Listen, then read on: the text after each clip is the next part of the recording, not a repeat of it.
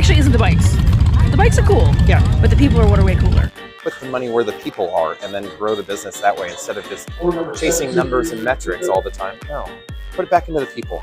Yeah. So yeah, these are, call them our Italian Harleys. It's not how fast you go down that really controls, it's how fast it tries to chunk you back up. Yeah, really having a community and loving on people well. Finding that balance of passion and pay, and how can you get both at the same time? I'm Patrick Roberts.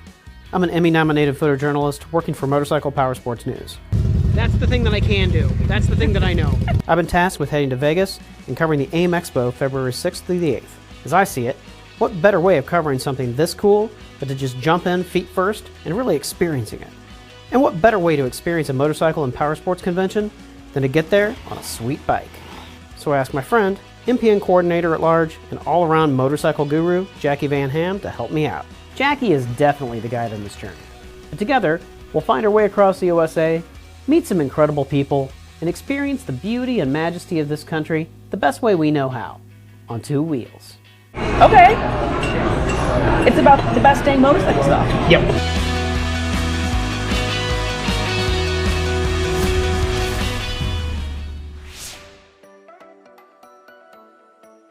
When I got to Dallas, I had the chance to go to Nitro Circus, and that was because I've always wanted to go. Nitro Circus is such a carnival of motorcycling. I just have never been in the right place, right time. So I saw that there was a Nitro Circus the same time and that we were going to be in Dallas. So I made a couple phone calls, and I got us into Nitro Circus.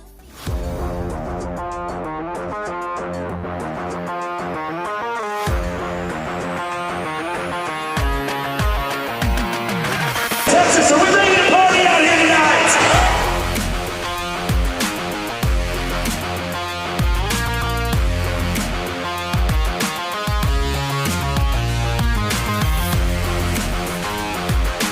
We were able to get into Nitro Circus. I didn't know what to expect. These people at Nitro Circus are freaking athletes. The stuff that they were doing, the crazy stuff that they were pulling these tricks like they were nothing. Flipping upside down. There was a guy on a wheelchair doing backflips on these ramps. It was insane. I will never be able to ride like that. But it was really cool. It was a really cool experience. I'm glad we were able to do it.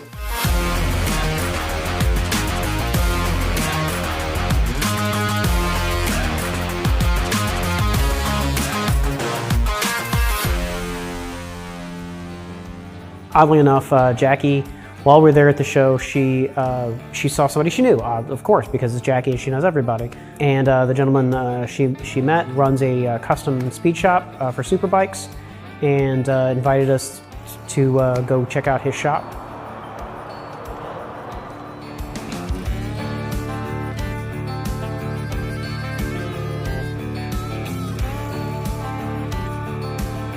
It was kind of off the beaten path. I wasn't sure exactly what to expect with this. We walked in and it was a very small dealership. They had probably, I don't know, 30, 40 bikes in there, a few helmets, this and that. But from what I could tell, the most important bit about this was what was going on behind the scenes. We went upstairs to his warehouse, and it was just filled with all these crazy bikes from various collections. Like he would shop collections of bikes. Like if somebody was paring down their classic bike collection or whatever, this guy was buying them.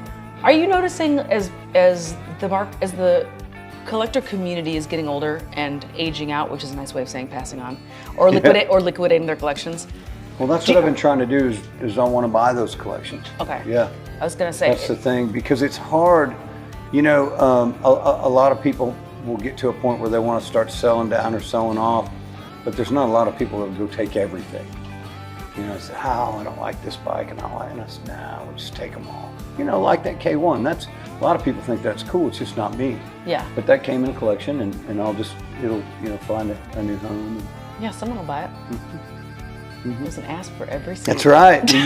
We use that line a lot. Mm-hmm. We do. Oh, plus he had acquired these which I guess were kind of considered campers, but they were like military grade campers, and they were like crazy and bulletproof, and it was something that like you'd see doomsday preppers having. He had 3 of them sitting in his warehouse. It's the bug out camper. It's even got this. So it goes 360 degrees around. It makes it like a house. This thing sleeps 5 people. Oh my God, I want this. This is one of the nicer features I like to show everybody about it. Heck yeah. It comes fully equipped. Slide out. So you got your Refrigerator goes back there. yeah, all custom cutlery. Oh my God almighty. Check that out. Look at this. And then this is a stove? That's what that's Yeah, a, yeah, yeah, that's a cooktop. Yeah, it is My amazing. God, you're not giving these away. How many So bazillions of dollars they are these? sell for $63,000. We're selling them for $31, and they're new. Oh wow. What? They're leftover 22 models.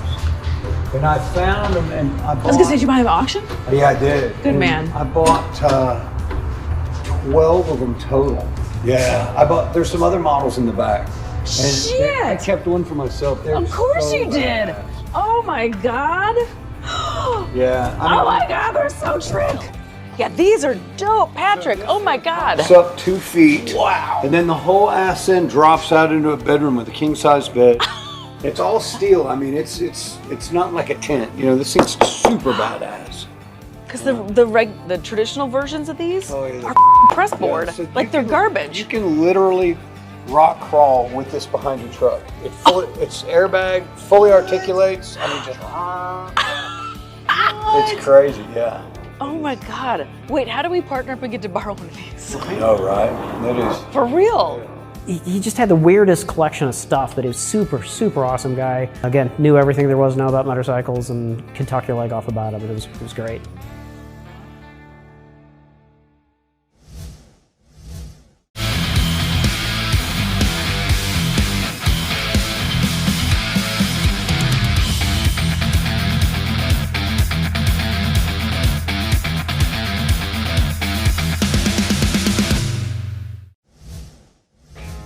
Southwest Superbikes was definitely a cool experience, but after a morning of looking at Mark's amazing bike collection, we were famished.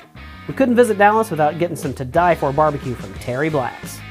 Terry Black's is legendary in Texas with locations in Austin as well as Dallas, and believe me, it did not disappoint. Patrick, tell me how much you hate this barbecue. Oh my God, this barbecue is absolutely terrible, and no one in the entire world should ever eat this, and they should make it just for me. The smell of that smoker hit us as soon as we entered the parking lot, so we just had to try everything. Never eat on camera and talk with your mouth full. Never do it. Never. Unless you absolutely have to do it.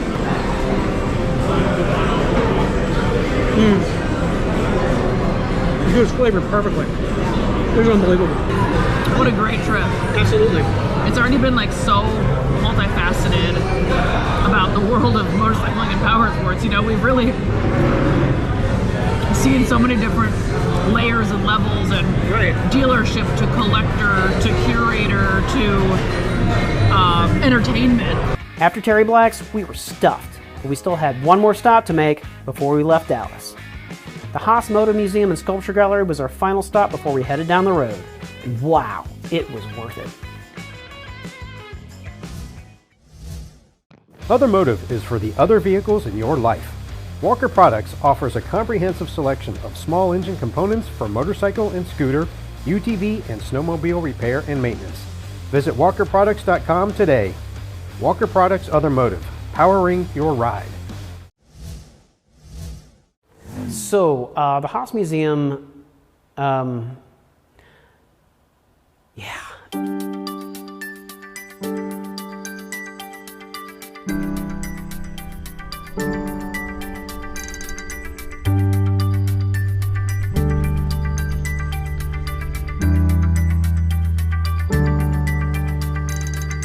I want to tell you first off, I am not an expert about motorcycles, but I do know something about human nature, and I do know something about beauty. So Bobby Haas was a legend in the world of motorcycling. He grew up in Cleveland, Ohio in the late 40s and 50s. After receiving a bachelor's degree in psychology from Yale and then a law degree from Harvard, Haas became an investor.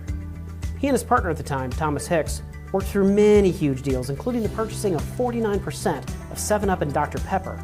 Haas went on to co-found another investment group, Haas, Wheaton, Harrison. What do I really enjoy doing tremendously, even though I may not be good at it? Because if I'm more than halfway through with my life, I might as well spend the remainder of it doing what I feel very passionate about. In 1994, with no prior knowledge or experience, Haas purchased $2,000 worth of camera gear and taught himself to do aerial photography. He shot photos from a helicopter while on a Kenyan safari and went on to work for National Geographic for the next decade. I constantly travel back and forth between a life filled with noise and stock market gyrations and email traffic, and another life in which I spend time staring down at the earth, often passing entire days without seeing a single human being, an experience I would recommend to all of you. His work is legendary. Going through the Haas Museum, they actually have some of his National Geographic photos hanging on the wall. These are photos that I have seen and I saw in the magazines, and inspired me to become a better photographer. In 2012, Haas began collecting motorcycles. In 2018, he opened the Haas Moto Museum and Sculpture Gallery in Dallas. Shortly before his death in 2021, he produced the film Leaving Tracks. It's a documentary about his adventures collecting motorcycles and profiling several of the custom builders who contributed to his collection. I never got the chance to meet him, which is such a bummer. I have a ton of friends that have built custom bikes that are on display there, so I know how special and important and pivotal and life-changing literally he was to those custom bike builders and beyond and their families. The beginning of the museum was this collection of motorcycles that he felt were important in motorcycling. So there's early bikes, there's antique stuff, and those are cool. But what I didn't understand is how he then connected the dots from those machines to this room of wild, over-the-top custom bikes. So you go in and you see all of these total stock, just maybe not even restored, original condition early bikes. And you're looking through them and they're cool and they're early, and then you turn the corner and it's like, wow, bananas, haywire, tons of alloy everywhere, tons of raw metal. He loved that. That was clearly his aesthetic. And all of these like completely wild customs. Walking through, you really understand the story. It really makes sense. And it just was really powerful. It was a really incredible afternoon. Haas is remembered not only for his work, his photography, and his motorcycle collection, but for his ability to connect people. He helped create lifelong friendships and collaborations of some of the most talented builders in the world. Haas was a true artist in every sense of the word. His impact on the world, and especially the powersports community, cannot be overstated. Talking to the folks at the Haas Museum, you really get a feel for the man he was and how his legacy will live on through his art, his bikes, and the lives he touched. We inherited a rich bounty when we inherited this earth, a world that could feed our most ravenous appetites and fulfill our most boundless desires, so long as we never lost sight of the responsibility it carried with it. Olin Suspension, improving the ride and performance of motorcycles of all types. With state-of-the-art suspension technology, Olin's takes the imperfections out of the road, adding more comfort to your bike and more confidence and safety for riders. Visit olinsusa.com for more information. So we went to New Mexico next. Roswell was our next stop because Patrick needed to go see the aliens.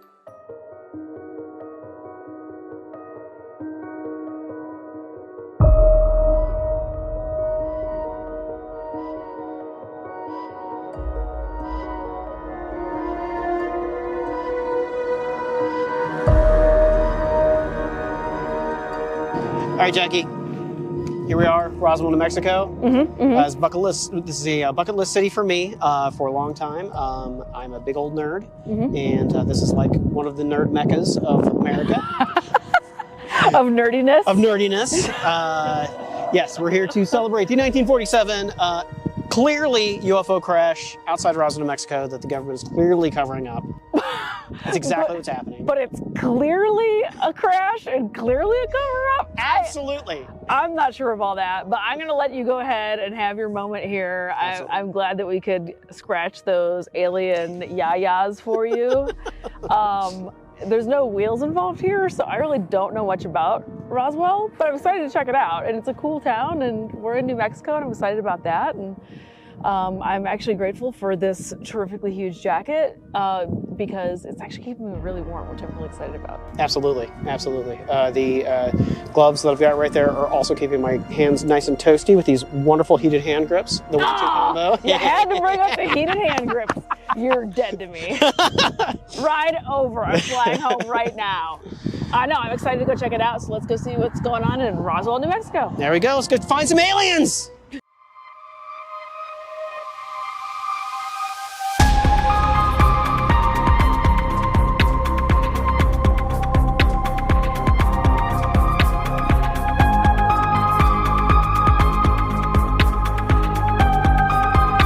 As the story goes, in the summer of 1947, an object crash-landed near Roswell and was recovered by the U.S. military. Stories circulated that what was recovered was a UFO, and that the military was covering up the existence of extraterrestrials.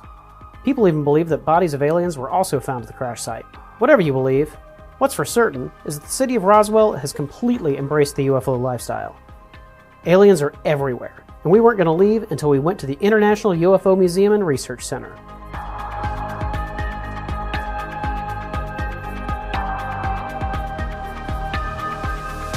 Superior life forms from another planet?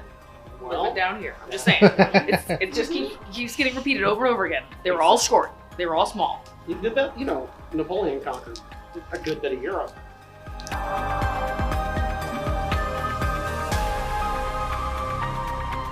Was comparable to about 22 kilotons of TNT.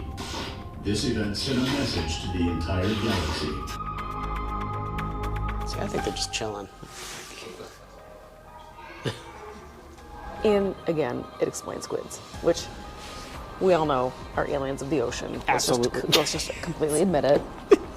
Let's all just say it out loud. Yes. We need to quit hiding it. It is what they are. I've seen them in action. All ocean stuff? I'm telling you, ocean stuff is alien stuff. It's all alien stuff. It absolutely is. I agree. Roswell was great, and I'll definitely be coming back when I have more time to hunt for aliens. For now, we had another 1,000 miles of incredible landscapes and adventure ahead of us. I'll have to wait for another day to get abducted.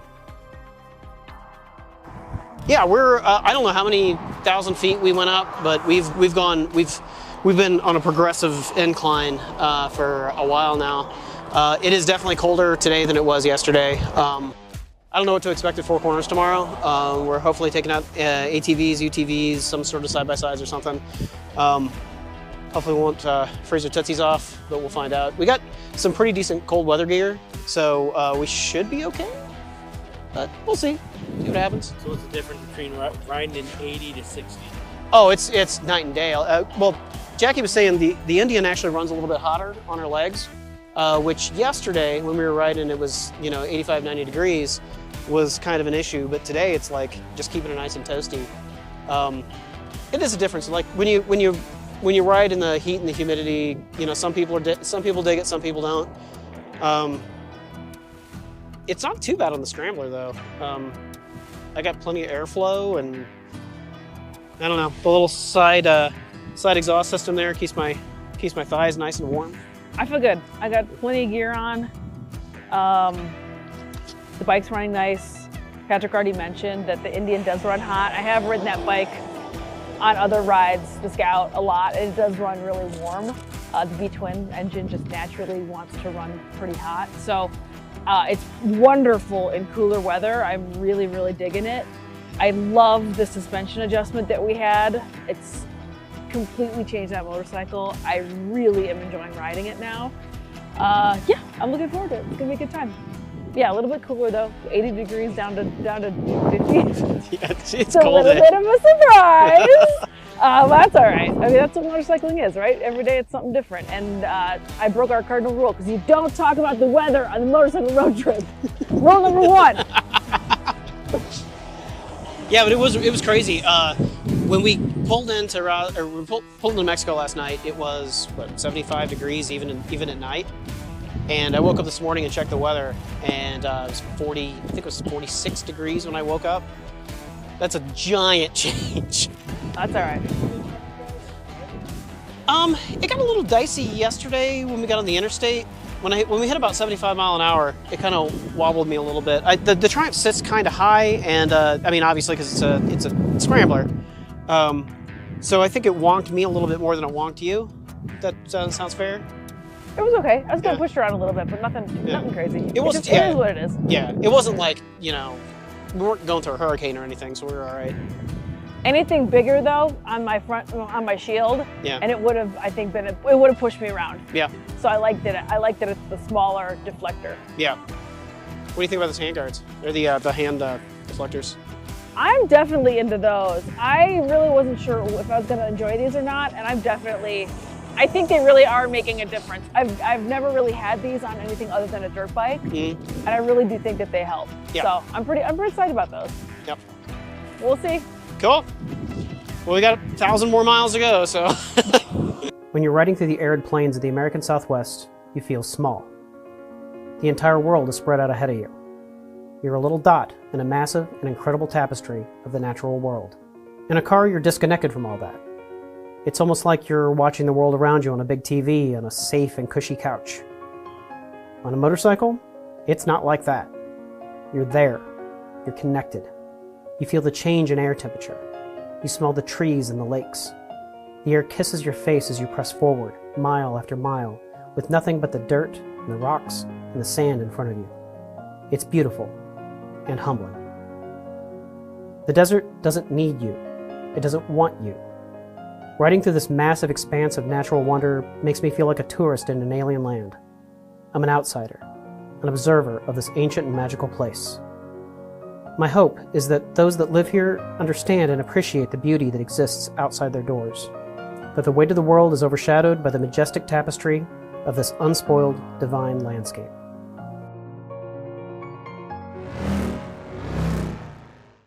Corteco, an aftermarket division of Freudenberg & OK, is a leading supplier of sealing, vibration control, and filtration components. Corteco's proven OE quality is trusted by Powersports dealers and independent garages. Keep your motorcycle and Powersports vehicle running smooth with NOK seals by Corteco. Visit Corteco.com for more information. After leaving Roswell, we headed north through Albuquerque, New Mexico to the heart of the American Southwest. We made our way across the painted arid landscape up through the cloud-covered mountains. We're heading to one of the most amazing destinations of our trip. Jacqui knew of a place where off-road bikers, 4x4 enthusiasts, Jeep people, and side-by-side drivers came to experience some of the best off-road adventures this country has to offer. Farmington, New Mexico is located in the Four Corners area. It plays host to some of Powersports' most epic events, like the World Extreme Rock Crawling Grand Nationals, the Four Corners 4x4 Weekend, and the WEBE Off-Road Dirt Bike Racing Series. We just had to check this place out, so we met up with our friend Bear, who agreed to take us out and show us the ropes.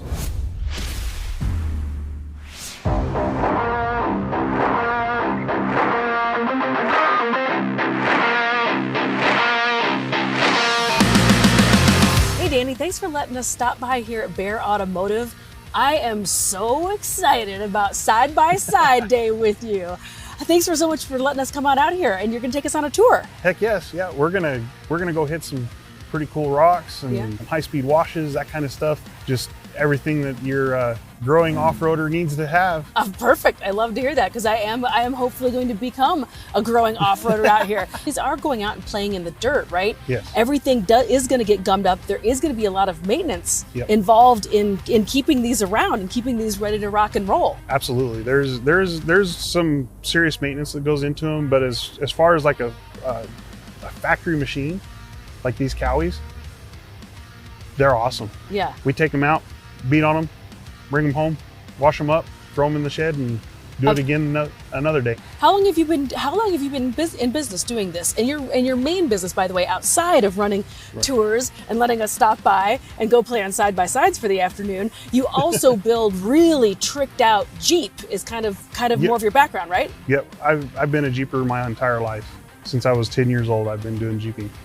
I didn't realize it. I got together with a guy. He came in for a while and helped with the mechanical side of things, and got me into actually hot rodding and that kind of stuff. And I didn't realize how much of what I do actually transfers over into like the 4-link suspension, that kind of stuff that they're doing in the hot rods and in the drag cars and stuff. We get to build all kinds of fun stuff. Right now, my shop's full of some vintage hot rods. We've got a 72 Mustang. There's a 70s Chevy pickup in there. And then there's a 50 Dodge Wayfarer that's going to be really cool when it's said and done. And I know that you're really passionate about this area. We had a chance to talk off camera about how important Farmington, New Mexico is to you. And I was shocked when I did a little bit of research when I found out we were coming here to find out all of the incredible things that are happening here in Farmington. And this is a real hub for off-roading, for Jeep folks, for side-by-side folks, for all sorts of people coming here. You were telling me that there's trails for motorcycles here. Oh, yeah. There's all sorts of stuff. Can you tell me a little bit more about it? There's a ton of single track. We have several. There's Pinion Mesa, and then you move over into Chokecherry area, that's where we're going. There's a bunch of single track there. Cox Canyon area, there's a bunch of single track.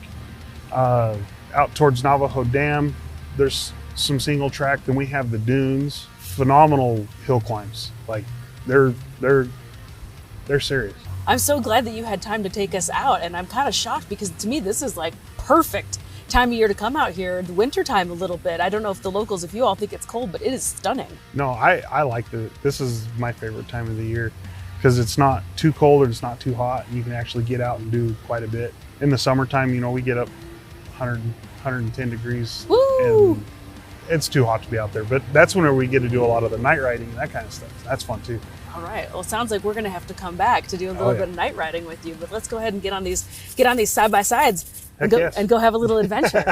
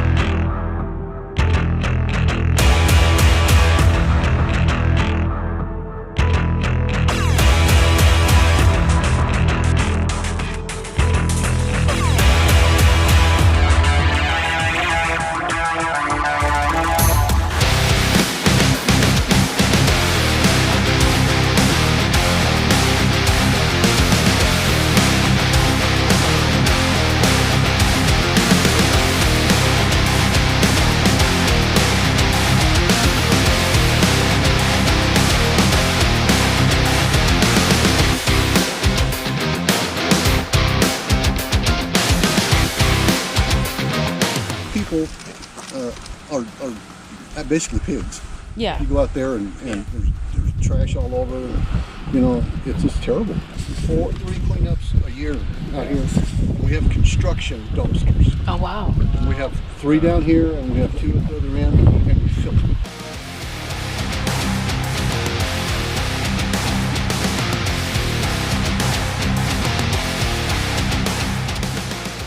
Well, interesting. Yeah, it's a lot of things I wouldn't have thought about. We don't live out here, so to me, I can't wrap my mind around coming out here and trashing it. But I'm not from here, and I think you take it for granted when you're from here, and it is just your dumpster.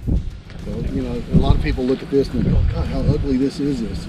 But we live here. This is beautiful. This is beautiful. This is gorgeous. Yeah. It's unbelievable. Yeah. You have to appreciate God's creations. Yeah. You really have to. You have to do that. Everywhere. It doesn't matter. Yeah, it's a really special spot. I'm really, really enjoying it. Thanks.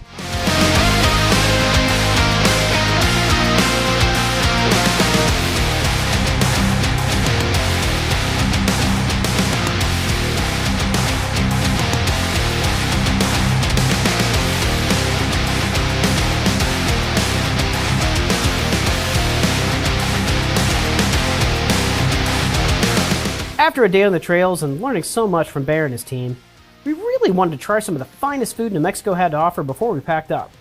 We still had a ton of miles ahead of us, and the next stop, the Grand Canyon.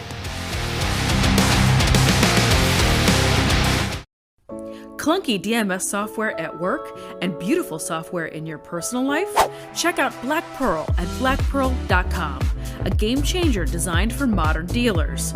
Simplify your operations with Black Pearl. Don't let outdated DMS technology hold your business back. We got to our hotel at the Grand Canyon at night. It was so dark we couldn't see a mile ahead of us. The next morning, we awoke to a beautiful yet chilly day. The air was crisp and clean, and we couldn't wait to get back on the bikes. The Grand Canyon was calling our names. All right, Jacqui, where are we at? I mean, it appears to be a pretty good canyon. I dare I say, a Grand Canyon. The Grand Canyon National Park is enormous. Located in northern Arizona, it's one of the most beautiful, majestic, and humbling places in the country.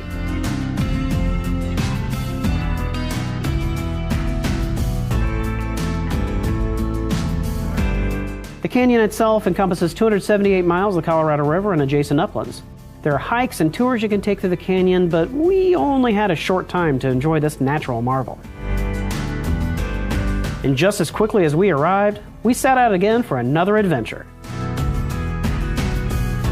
We were heading to Zion National Forest in Utah to meet up with a new friend. But that wasn't happening until tomorrow. So we decided to take the long way north to Page, Arizona.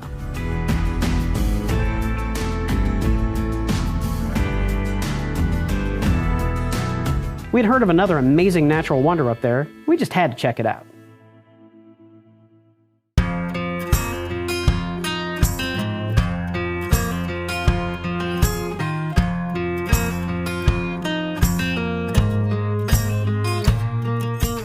Riding from the Grand Canyon to Page, Arizona reminded me of how connected you are to the world when you're on the back of a motorcycle. That's the blessing and the curse of riding through the American Southwest. Nature is there in front of you, around you, to your left and right, and just over your shoulder. You're a participant in the bigger picture. You're no longer an observer. You're connected to everything.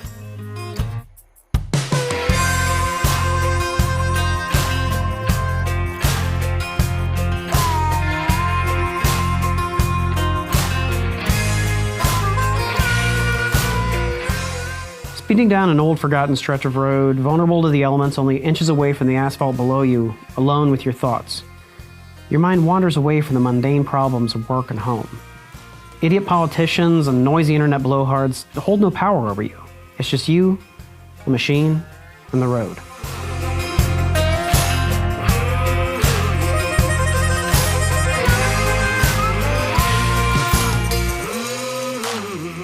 The curse is that when you stop, it's gone. And it always leaves me wanting more.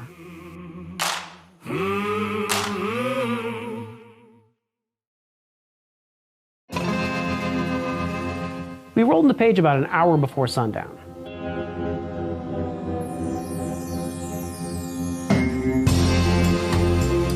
Horseshoe Bend might be the most beautiful place I've ever sat and watched the sun set.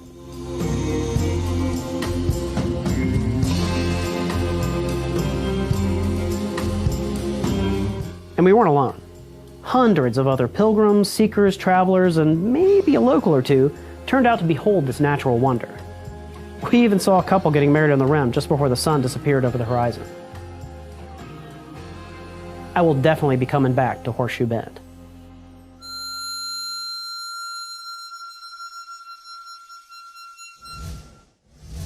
Voltz Power offers one of the most complete lines of high-quality yet competitively priced Powersport batteries available on the market today.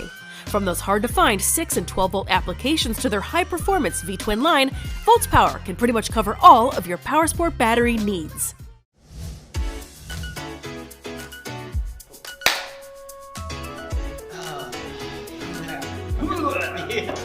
As I always say, any bike can be an adventure bike if you want it bad enough. Yep. You know what I'm saying?